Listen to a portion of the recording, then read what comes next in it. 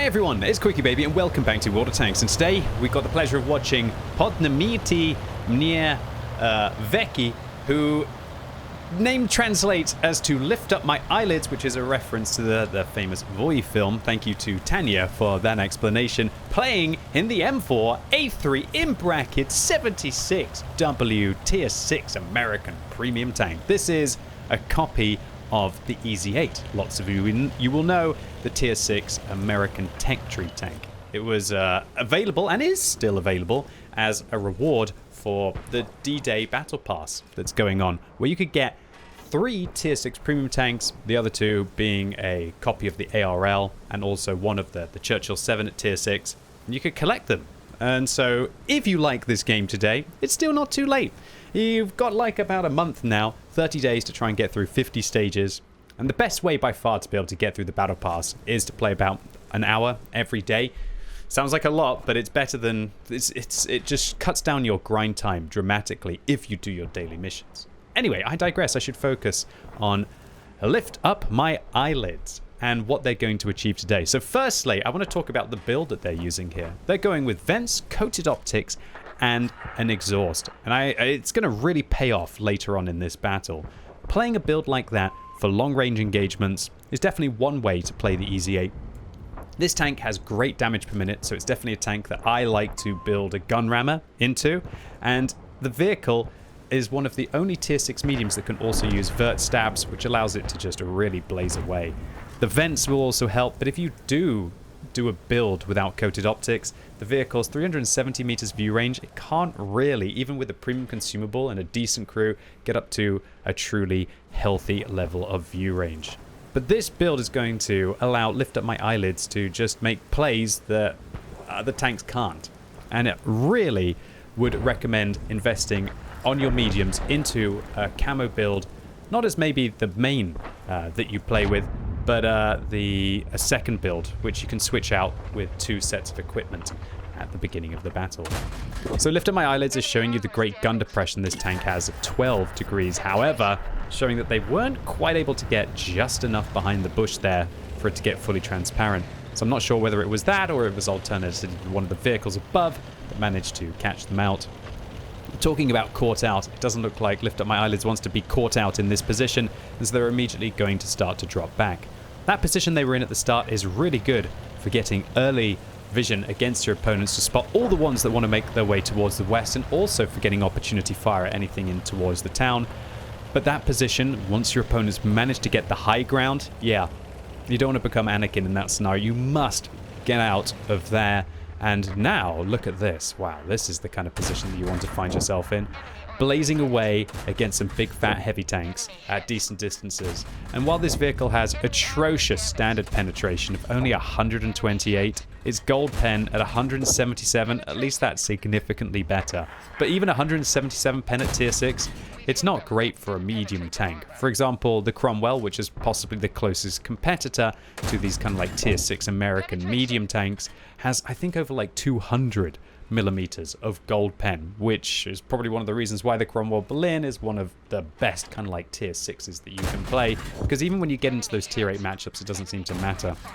Wow, that was a double fire. I'm not sure if the first was an automatic fire extinguisher or a manual fire extinguisher, but it doesn't really matter, as that second shot into the fuel tanks shows why it's so important to repair them. If you are somebody who doesn't use a fire extinguisher, or your fire extinguisher is on cooldown, or you just have a long time between engagements, then I would thoroughly recommend repairing your fuel tanks. Especially if you use a premium consumable in expense of that fire extinguisher, because the way the fires happen is your fuel tanks get hit twice and then you are cooked. But wow, Lift Up My Eyelids definitely is not giving the audience today any kind of sleeping issues, as they're just ripping apart those heavy tanks at decent distances. And that's because this vehicle has great damage per minute. And it might also be an argument that this tank because you might not be able to be fully aimed in between your shots, by not taking the gun rammer, you're probably making yourself just as effective, if not more effective, at long range. And to have the extra accuracy that would come with the vents, it's got to help. But still, I would recommend taking at least a full-on damage build on this tank as well. Get yourself vert stabs, gun rammer, vents, and really then, this thing does feel voracious with how quickly it can take out its opponents. Talking about voracious, Lift Up My Eyelids is going to have a huge round of World of Tanks here if they want to be able to get back into this one, as their team is down by 3 frags, even though they're at like 3,400, nearly 3,500 combined in a tier 6. Talking about fuel tanks, Lift Up My Eyelids clearly shows that they know exactly how fires work in World of Tanks, as they invest that repair kit instantly into it. Okay, so it's Easy 8 versus Easy 8. How is this engagement going to go down? So Lift Up My Eyelids is going to auto-aim in this scenario, and he's just going to go straight at the other Easy 8, and I guess it's just going to be one of those health point trades. Hopefully Lift Up My Eyelids can avoid one of the shots from the Easy 8. Will he get to fire first here with hopefully the better premium consumable? And I'm surprised, actually. Maybe the other Easy 8 isn't using a premium consumable, or alternatively, they weren't using a gun rammer altogether there. Because you'd expect the tank that doesn't take the gun ram and has focused on long range to be worse in those close quarters combat scenarios. But a fantastic kill to be able to just close that one out as quickly as possible. But Lift Up My Eyelids definitely had to lose some hit points there. They got hit 4 times, and now they're going to be a one-shot for a good roll from the CDT, a one-shot for the OI, and if that Berger is using the big gun, they're going to be in trouble as well. Luckily, this spotting build allows Lift Up My Eyelids to catch a glimpse of the OI, but it doesn't look like they were spotting them for the second part. Oh, big moment here. Will they be able to finish off the MT-25? Gold round right through the side of Yanni Boy 69 playing their Tier 6 Soviet light tank, and that is an important vehicle to get rid of. Now, the Lift Up My Eyelids has finished off the final light tank remaining on the enemy team. They actually have a tremendous opportunity for a view range advantage. So I guess they're expecting that the CDT is trying to flank them here. Otherwise, I wouldn't understand why they would be going into this position. Maybe they're just cleaning off this flank and making sure the CDT hasn't snuck up into this area. It's very unlikely the artillery are going to be going this way. And if they are, then you'd hope that with an exhaust, that Lift Up My Eyelids is not going to have any kind of an issue with getting outspotted by the enemy artillery. Alright, so with 5 kills to their name and 4,300 combined, looks like a platoon is forming here, with Lift Up My Eyelids inviting and also investing in the Type 58 played by MSL on their team, probably to try and get a cheeky Brothers in Arms medal. Remember, if you can get 3 kills and you can find another player who's got 3 kills inside the game, and you both don't die, then it can allow you to get a cheeky Brothers in Arms medal. Alright, so Lift Up My Eyelids now is going to crest this ridge, hoping that they're going to find the artillery, hoping that they're going to find the CDT, but also in this kind of a scenario, they're really leaving what could be quite a blind Chinese medium tank in an awkward scenario. I think personally, I maybe wouldn't have gone to hunt the artillery, but thinking about it now, you have to destroy the enemy artillery, otherwise they're just going to scurry away, or they're going to be useful later on. And who's to say that the CDT is not just going to camp there, not advance, and that maybe the Berger, which has terrible view range, won't be able to advance at the Type 58 as well. So thinking about it, I think it is the correct play to attack out, and sometimes, and whoa, talk about attack out, this is very advantageous. The CDT gets spotted, the artilleries looks like they're going into TD mode against the Type 58 in the other corner, but that might now mean that the Berger can be able to deal with the Type 58 as they were trying to flank around the artillery.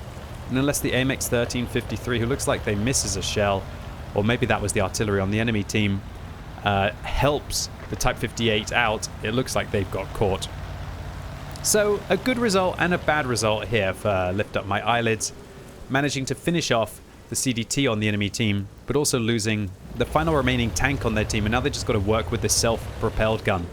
So they're deciding they're going to cap here, which again, it's a bit of an interesting decision, because if they were to get 2 people inside the cap circle in the next 30 seconds, they would be able to outcap, and that's not accounting for the AMX 13F3, who could be scurrying across the east of this map as well.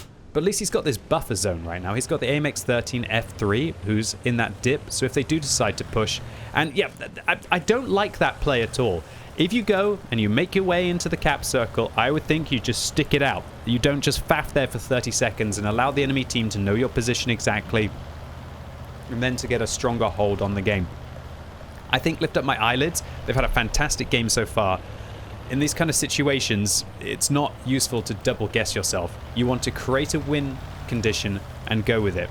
But then again, on the other hand, now that we see where the SU-8 is going in, again TD mode against the AMX-13 F3, maybe they just felt the enemy team were going to finish off the self-propelled gun and make their way towards the cap circle. But in my heart, I think they had about enough time to be able to cap out there. Then again, on the other hand, you know, when you're up to a top gun already and you see that there's a couple of artillery left on the enemy team and they're caught out in the open, what? We have to go fly and see what's happening over there.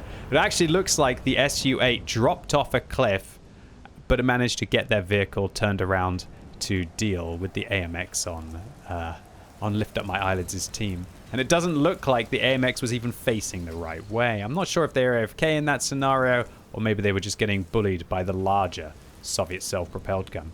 Nevertheless, we are returning to the position that Lift Up My Eyelids was in at the early stages of this battle. They're making their way back up towards the hill that has just paid off so much for them. And hopefully, they're going to have just a few people just waltz towards them or go in towards the cap circle. We've also got to be a little bit careful in these scenarios because the longer that you take and the more that you dwindle down the game, the worse the opportunities that you have of trying to catch everyone before the inevitable sirens start going off. And a draw is a loss for both teams, right? Still, considering that Lift Up My Eyelids hasn't shot... Oh, they did actually shoot the SU-8 when I think about it. So if the SU-8 has communicated that Lift Up My Eyelids managed to get a shot into them, then this could be a little bit awkward. But there's the AMX, who hasn't been spotted all game, and it looks like the enemy team are all going to go right at the same time. Lift Up My Eyelids has got to be careful now that the SU-8 isn't going to clap down upon them, as they do get spotted at a decent distance by the Berger, suggesting that their view range is not all that bad. They're going to switch out to gold rounds here, back to AP, shoot down the building. They should really use HE to shoot the building down. It will allow them to blow up the building faster and blow up more of it, and that actually costs them an extra shot on the AMX. Nevertheless, shots coming in here. Are they going to try and shoot down that building as well? How is Lift Up My Eyelids going to handle this scenario? Again, they should shoot high explosive rounds at this soft building to be able to get through towards the AMX, but maybe they actually want to get some shots into the Borgia. But it looks like the Borgia has come so far to the north that they can't actually see them around the corner there. So instead, Lift Up My Eyelids is going to engage the AMX, and they're going to go after one AP shell through. One more AP should do it, and that is clearly going to let the enemy team know that this Easy 8 Premium version is not going down without a fight, and also that they're most likely up on the hill. Talk about up on the hill, I don't think this SU-8 was really thinking very well here. With 3 dead crew members and a dead engine, they should have just sat in that dip. All right, so here we go. Lift Up My Eyelids with 238 hit points remaining. That's enough to take a shot from a Borgia some of the time, but definitely not all of the time. They got a Radley Walters medal for destroying half of the enemy team. And with 20 seconds left on this cap, they are making their way around to hopefully be able to spot this tank destroyer. But remember, the Borgia, it doesn't have the worst camo imaginable. But luckily, Lift Up My Eyelids gets that interrupt off. He's now running low on gold rounds. The second one goes in. 3 gold rounds left. The Borgia fires on the move blind while reversing. We see Adrenaline Rush goes off. 13 hit points left. And Lift Up My Eyelids, they bounce one of their remaining gold shells. They bounce the second remaining gold shell. Now they are out of gold altogether, but luckily they hit the Borgia. They track it. With 1 minute and 8 seconds left on the game, they're keeping this distance out. They're deciding to not repair their driver right now. I guess they just don't really need their driver, or maybe they're just panicking and trying to get these shots in. Tracking shot to the back of the Borgia, locking them in place. Will the shots actually go clean before the Borgia re-stealths from being stationary? A ricochet off the side. Come on. Oh, there we go. The gun is raised in celebration. Let me tell you, Lift Up My Eyelids, why did you have to make this one so stressful at the end of this battle?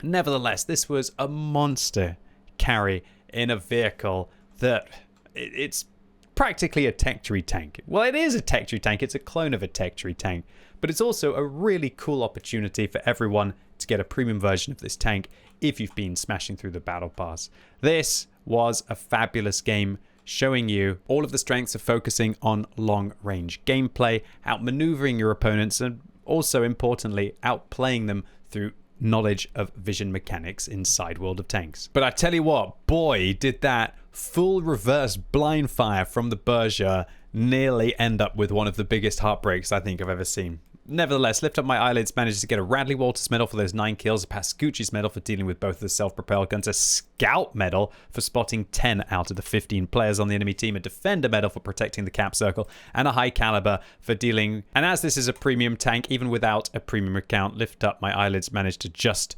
about break even. So Lift Up My Eyelids, congratulations to you, and thanks for showing the audience today all of the capabilities of this tier 6 tech tree / now premium with identical stats medium tank. And that not every battle is about going in guns blazing, and sometimes it does require a little bit of finesse, which you certainly showed. Anyway, I love this game, and hopefully all of you did as well. If you did, give the video a thumbs up. If you hated it, give it a thumbs down. And if you're watching this video as it goes live on Sunday, I'm going to be going live with a double helping of content today on Twitch. Firstly, there are going to be drops to celebrate the Steel Hunter tournament, which I'm going to be casting. Come get yourself some boosters in a 2D style just for watching a single stream. Next, seeing how the Centurion Action 10 is going to be top of the tree tomorrow, I'm going to be featuring it later on today for the Sunday Tech Tree Showcase. So come along and see why I have loved the British mediums since 2012 and whether they're still worth playing in 2024. So really looking forward to seeing you all live, and as always, thank you so much for watching. You've been epic, and hopefully I'll see you soon.